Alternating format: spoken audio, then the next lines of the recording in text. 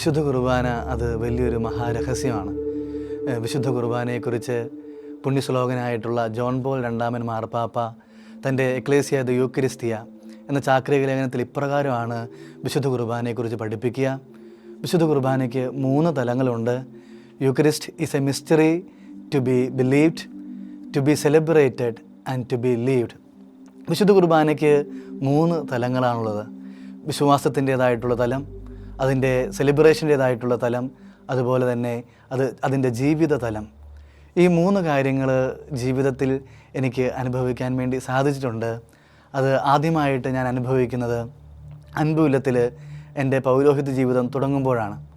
അൻപുവിലം എന്നുള്ളത് അത് തെങ്കാശിയിലുള്ള ഒരു മാനസിക രോഗികളെയൊക്കെ ശുശ്രൂഷിക്കുന്ന ഒരു സ്ഥലമാണ് അൻപുവിലം. ആ അൻപുവിലത്തിൽ 150ഓളം വരുന്ന മാനസിക രോഗികളെ നമ്മൾ ശുശ്രൂഷിക്കുന്നു. അതുപോലെ തന്നെ തെങ്കാശിയുടെ പല ഭാഗങ്ങളിൽ ഉള്ള 250ഓളം ആളുകൾക്ക് എല്ലാ ദിവസവും സൗജന്യമായിട്ട് ഭക്ഷണം വിതരണം ചെയ്യുന്നു. അപ്പോൾ അങ്ങനെയുള്ള അൻപുല്യത്തിൽ എൻ്റെ പൗരോഹിത്യ ജീവിതം ഞാൻ തുടങ്ങി. അവിടെയുള്ള മക്കളെയൊക്കെ ശുശ്രൂഷിച്ചു തുടങ്ങി. അതിനെല്ലാം നേതൃത്വം കൊടുക്കുന്നത് ബഹുമാനപ്പെട്ട രാജേഷച്ചനാണ്. അപ്പോൾ രാജേഷച്ചൻ ഞാൻ അവിടെ ചെല്ലുമ്പോൾ തൊട്ട് പറയുന്നൊരു കാര്യമാണ്, നമ്മൾ അർപ്പിക്കുന്ന കുർബാന അത് അവിടെ തീരുന്നില്ല, മറിച്ച് അത് നമ്മുടെ ജീവിതത്തിലുമാണ്, നമ്മുടെ ജീവിത ബലിയിലൂടെയാണ്, ജീവിതത്തിൻ്റെ ശുശ്രൂഷകളിലൂടെയാണ് വിശുദ്ധ ബലി പൂർത്തിയാകുന്നത് എന്ന്.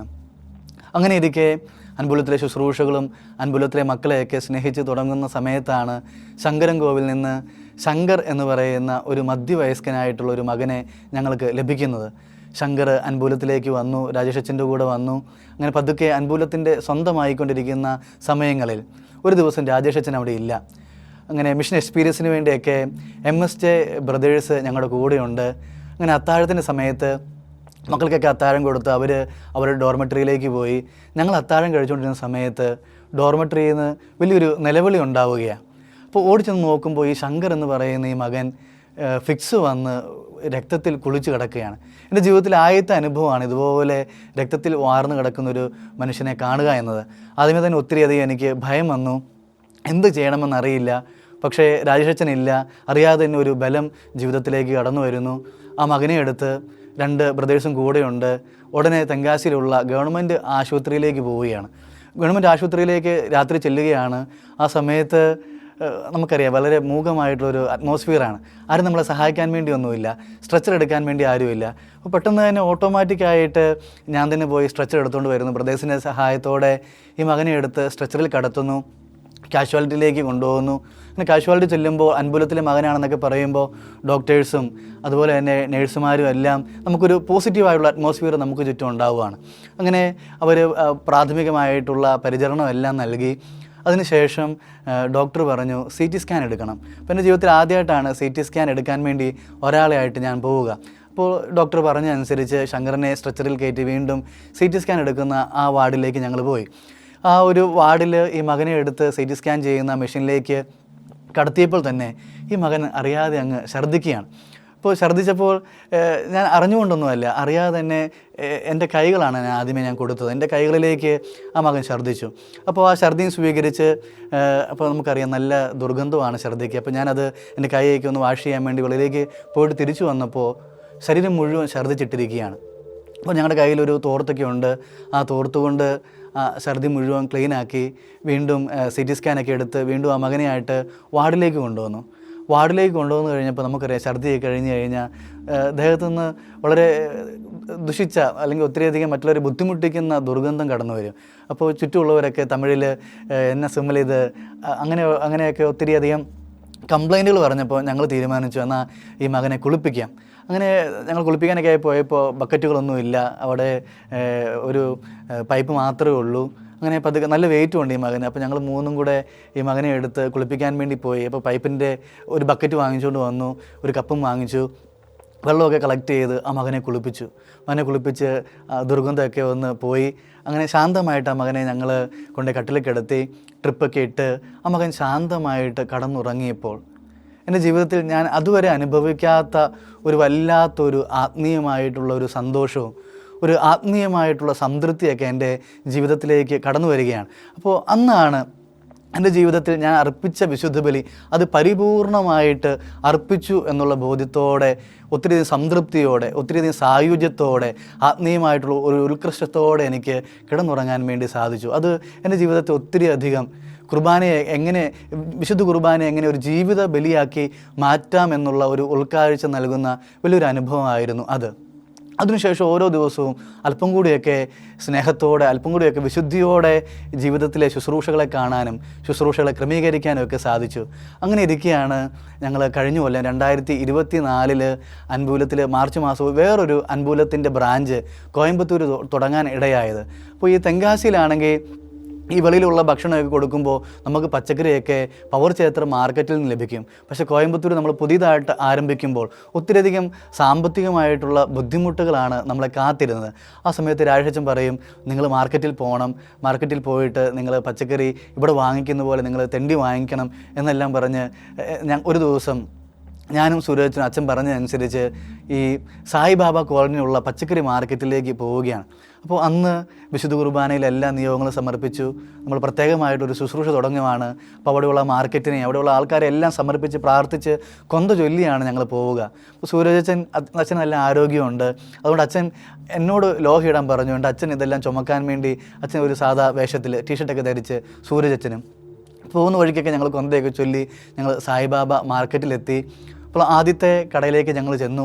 അപ്പോൾ ഒത്തിരിയധികം പേടിച്ച് ഭയപ്പാടോടെ ഒത്തിരിയധികം ആകുലതയോടെയൊക്കെയാണ് ആദ്യത്തെ കടയിലേക്ക് ഞങ്ങൾ പ്രവേശിച്ചത്. അപ്പോൾ ആദ്യത്തെ കടയിലേക്ക് പ്രവേശിച്ച് കഴിഞ്ഞപ്പോൾ ആദ്യത്തെ ആൾ ഒരു വ്യത്യസ്ത മതവിഭാഗത്തിൽപ്പെട്ട ആളായിരുന്നു. പുള്ളി ഞങ്ങളെ മൈൻഡ് ചെയ്തില്ല. പുള്ളി ഞങ്ങൾ ചോദിച്ചിട്ട് ഞങ്ങളെ മൈൻഡ് പോലും ചെയ്യുന്നില്ല. അപ്പോൾ അല്പമൊക്കെ ഞങ്ങൾക്ക് ഒരു സങ്കടമായി. വീണ്ടും അടുത്തൊരു കടയിലേക്ക് ചെന്ന് കഴിഞ്ഞപ്പോൾ ആ കടക്കാരൻ സ്വീകരിച്ചത്, നിങ്ങൾക്ക് അച്ഛന്മാരല്ലേ, നിങ്ങൾക്ക് ഒത്തിരി പൈസയൊക്കെ ഇല്ലേ, നിങ്ങൾ എന്തിനാണ് ഇങ്ങനെ തെണ്ടാൻ വേണ്ടിയൊക്കെ വരുന്നതെന്നൊക്കെ പറഞ്ഞ് പുള്ളിയും ഞങ്ങളെ സങ്കടത്തോടെ ഞങ്ങളെ പറഞ്ഞയച്ചു. വീണ്ടും അടുത്തൊരു കടയിലേക്ക് ചെന്ന് കഴിഞ്ഞപ്പോൾ അവർ ഞങ്ങളെ പോസിറ്റീവായിട്ട് സ്വീകരിച്ചു. ഞങ്ങൾക്ക് കുറച്ച് പച്ചക്കറിയൊക്കെ തന്നു. അപ്പോൾ തന്ന പച്ചക്കറിയുടെ കൂട്ടത്തിൽ കുറേ വാഴക്കുലകളുണ്ടായിരുന്നു.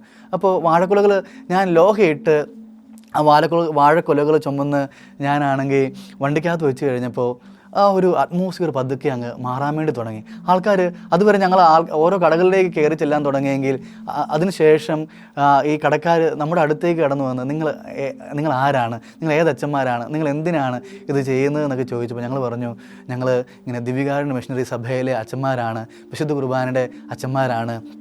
ഞങ്ങൾ തെങ്കാശി ഇങ്ങനെ മാനസിക രോഗികളെ നോക്കുന്നു. അതുപോലെ അവിടെ ഞങ്ങൾ സ്ട്രീറ്റിൽ അലയുന്നവർക്ക് വേണ്ടി ഞങ്ങൾ ആഹാരം കൊടുക്കുന്നു. അതുപോലെ ഒരു ശുശ്രൂഷ ഇവിടെ നമ്മൾ തുടങ്ങുകയാണ്. അതിനുവേണ്ടിയാണ് ഞങ്ങൾ ഇങ്ങനെ ഈ കടയിലേക്കൊക്കെ പച്ചക്കറി സ്വീകരിക്കാൻ വേണ്ടി ഞങ്ങളിങ്ങനെ വരുന്നത്.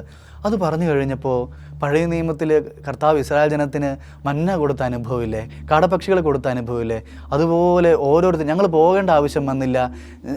ഈ പച്ചക്കറികൾ ചാക്ക് കണക്കിന് ഞങ്ങളുടെ അടുത്തേക്ക് വരാൻ തുടങ്ങി. അങ്ങനെ ഞങ്ങൾ ഒരു ഇക്കോ വണ്ടിയിലാണ് പോയത്. അങ്ങനെ ഒരു 3 പ്രാവശ്യം പോയി.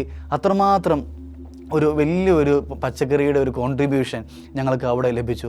അത് വലിയൊരു വിശുദ്ധ കുർബാനയുടെ വലിയൊരു അനുഭവമായിട്ടാണ് എനിക്ക് എൻ്റെ ജീവിതത്തിൽ നിന്ന് ഓർത്തെടുക്കാൻ വേണ്ടി എനിക്ക് സാധിക്കുക.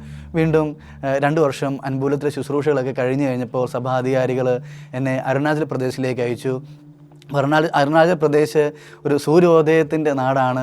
സൂര്യോദയത്തിൻ്റെ നാടാണെങ്കിലും ദൈവത്തെക്കുറിച്ചുള്ള അറിവിലും അതുപോലെ തന്നെ ഈ ഭൗതികമായിട്ടുള്ള വികസനത്തിലുമൊക്കെ ഒത്തിരിയധികം പിന്നോക്കം നിൽക്കുന്ന ഒരു ഭൂമികയാണ് അരുണാചൽ പ്രദേശ്. അപ്പോൾ അരുണാചൽ പ്രദേശിലേക്ക് ചെന്നു. അരുണാചൽ പ്രദേശിൽ ആ സമയത്ത് ഞങ്ങൾ സുപ്പീരിയച്ചനായിട്ട് സുരേഷ് അച്ഛനൊക്കെ വന്നു. അങ്ങനെ ഞങ്ങൾ പ്രധാനമായിട്ടും അവിടെ വില്ലേജ് മിനിസ്ട്രികളൊക്കെയാണ് ഞങ്ങൾ ചെയ്യുക.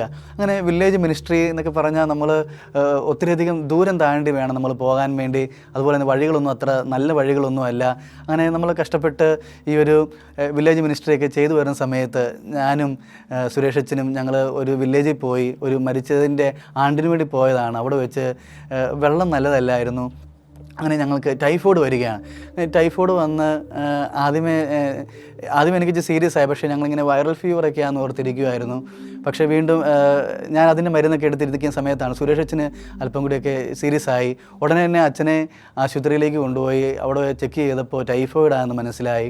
അപ്പോൾ ടൈഫോയിഡാണെന്ന് മനസ്സിലാക്കി കഴിഞ്ഞപ്പോൾ ഞാനും താഴോട്ട് പോയി. ആശുപത്രി ഞങ്ങൾ ഒന്നിച്ചുള്ള ആ സമയമൊക്കെ അത് ഒത്തിരിയധികം നല്ല സമയമായിരുന്നു. ഞങ്ങൾ ഒന്നിച്ച് ബലിയൊക്കെ അർപ്പിച്ചു. പക്ഷേ യാദൃശ്ചയാൽ ദൈവഗത പ്രകാരം സുരേഷ് അച്ഛൻ ഈ ലോകത്തോടൊക്കെ വിട പറഞ്ഞ് ദൈവത്തിൻ്റെ സന്നിധിയിലേക്ക് പോയി. അന്നേരം ആ സമയത്ത് ഒത്തിരി ഒരു വേദന നിറഞ്ഞൊരു സമയമായിരുന്നു. കാരണം എനിക്ക് ആരോഗ്യം നല്ലതല്ല. അതുകൊണ്ട് എനിക്ക് നാട്ടിലേക്ക് വരാനോ അച്ഛൻ്റെ മൃതസംസ്കാരത്തിലൊന്നും പങ്കെടുക്കാനോ സാധിക്കാത്ത ഒരവസ്ഥ. അന്നേരം കൂടെ ഉള്ളവരെല്ലാം മൃതസംസ്കാരത്തിന് വേണ്ടി പോയി. അപ്പോൾ ഞാനവിടെ ഒരു അജ്ജാളി എന്ന് പറയുന്ന ഒരു ഭവനത്തിൽ തന്നെയാണ്. ചിലരൊക്കെ എന്നെ വിളിച്ച് ആശ്വസിപ്പിക്കാൻ ശ്രമിക്കുന്നുണ്ടെങ്കിലും അത് ആ ഒരു വേദന അത് എനിക്ക് പലപ്പോഴും എനിക്കത് താങ്ങാൻ പറ്റാത്തൊരു വേദനയായിരുന്നു. ആ സമയത്ത് അർപ്പിച്ച വിശുദ്ധ ബലിയും അതിനുശേഷം ബലിപീഠത്തെ കെട്ടിപ്പിടിച്ച് കരഞ്ഞ ആ അവസ്ഥയും അത് തീർച്ചയായിട്ടും ആ ഒരു ബലിപീഠത്തോടുള്ള ബന്ധം, ആ വിശുദ്ധ കുർബാനയുള്ള ശക്തി എനിക്ക് ലഭിക്കുന്നില്ലായിരുന്നെങ്കിൽ ഒരുപക്ഷെ എനിക്കത് താങ്ങാൻ സാധിക്കുമോ എന്ന് എനിക്കറിയില്ല. അപ്പോൾ ഈ ഒരു 3 കാര്യങ്ങൾ, അത് ആ ഒരു വിശുദ്ധ കുർബാനയുള്ള വിശ്വാസവും വിശുദ്ധ കുർബാനയുള്ള അർപ്പണവും അത് നന്നായിട്ടത് നമ്മൾ ജീവിതത്തിൽ ജീവിക്കാൻ സാധിക്കുമ്പോഴും കർത്താവ് എത്രയും മനോഹരമായിട്ടാണ് എൻ്റെ പൗരോഹിത്യ ജീവിതത്തെ ക്രമീകരിക്കുന്നത് എന്നോർത്ത് ഞാൻ ദൈവത്തിന് നന്ദി പറയുകയാണ്. അതുകൊണ്ട് വിശുദ്ധ കുർബാന അത് വലിയൊരു മഹാരഹസ്യമാണ്. ആദ്യമേ തന്നെ നമ്മളതിനെ വിശ്വസിക്കണം, നന്നായിട്ട് നമ്മളതിനെ ആഘോഷിക്കണം. അതുപോലെ തന്നെ ആ ശക്തിയിൽ നമ്മുടെ ജീവിതത്തെ നമ്മൾ ക്രമപ്പെടുത്തുമ്പോൾ ദൈവത്തിൻ്റെ അപരിമേയമായിട്ടുള്ള സംരക്ഷണവും ദൈവത്തിൻ്റെ അളവില്ലാത്ത കൃപകളും ദൈവത്തിൻ്റെ അളവില്ലാത്ത സംരക്ഷണവും നമുക്ക് നമ്മുടെ ജീവിതത്തിൽ അനുഭവിക്കാൻ വേണ്ടി സാധിക്കുമെന്നതിൽ യാതൊരു സംശയവുമില്ല. അതുകൊണ്ട് വിശുദ്ധ കുർബാനയാകുന്ന ആ നീർച്ചാലിലേക്ക് ജീവിതത്തെ ബന്ധപ്പെടുത്തി ജീവിക്കാൻ വേണ്ടി നമുക്ക് ഓരോരുത്തർക്കും സാധിക്കുമ്പോൾ ഈ ഒരു ജീവിതം അത് നമുക്ക് ഒത്തിരിയധികം ദൈവത്തിൻ്റെ സംരക്ഷണം നിറഞ്ഞ ഒരു ജീവിതമായിട്ട് മാറും, ബലിചൈതന്യം നിറഞ്ഞ ജീവിതമായിട്ട് മാറും എന്നുള്ളതാണ് എൻ്റെ വലിയ ജീവിത അനുഭവം. അതിനെല്ലാം ഓർത്ത് ഞാൻ ദൈവത്തിന് നന്ദി പറയുന്നു. അതുകൊണ്ട് നമുക്കും ഇതുപോലെ ദൈവത്തിൽ ആശ്രയിക്കാൻ, വിശുദ്ധ കുർബാനയിൽ ആശ്രയിക്കാൻ, വിശുദ്ധ കുർബാനയുടെ മക്കളാകാൻ വേണ്ടിയൊക്കെ സാധിക്കട്ടെ. അതിനുവേണ്ടി നമുക്ക് വിശുദ്ധ കുർബാനയിൽ തന്നെ നമുക്ക് ഈശോയോട് പ്രാർത്ഥിക്കാം. തീർച്ചയായിട്ടും വിശുദ്ധ കുർബാനയുടെ ജീവിതം എന്ന് പറയുന്നത് അത് അപ്പം മുറിച്ച് കൊടുക്കുന്നു, രക്തം കിനിഞ്ഞ് നൽകുന്നു. അതാണ് നമ്മുടെ ജീവിതം. നമുക്കുള്ള കഴിവുകളും നമുക്കുള്ളതെല്ലാം വിശുദ്ധ കുർബാന സ്വീകരിക്കുന്ന നമ്മുടെ ജീവിതത്തെ മറ്റുള്ളവർക്ക് വേണ്ടി വ്യയം ചെയ്യുമ്പോൾ, മുറിച്ചു കൊടുക്കുമ്പോൾ, ഇല്ലാതാക്കുമ്പോൾ, നമ്മുടെ കഴിവുകൾ മറ്റുള്ളവർക്ക് വേണ്ടി സമർപ്പിക്കുമ്പോൾ അതാണ് വിശുദ്ധ കുർബാനയുടെ ജീവിതമായിട്ട് മാറുക. അപ്പോൾ വിശുദ്ധ കുർബാനയുടെ ആ മുറിയപ്പെടലിലേക്ക്, വിശുദ്ധ കുർബാനയുടെ ആ രക്തം കിനിയിലേക്കൊക്കെ നമ്മുടെ ജീവിതത്തെ എടുത്തുയർത്താൻ വേണ്ടി നമുക്ക് സാധിക്കട്ടെ. അതിനുള്ള കൃപയ്ക്കായിട്ട് നമുക്ക് ദിവ്യകാരുണ്യ ഈശോയോട് പ്രാർത്ഥിക്കാം.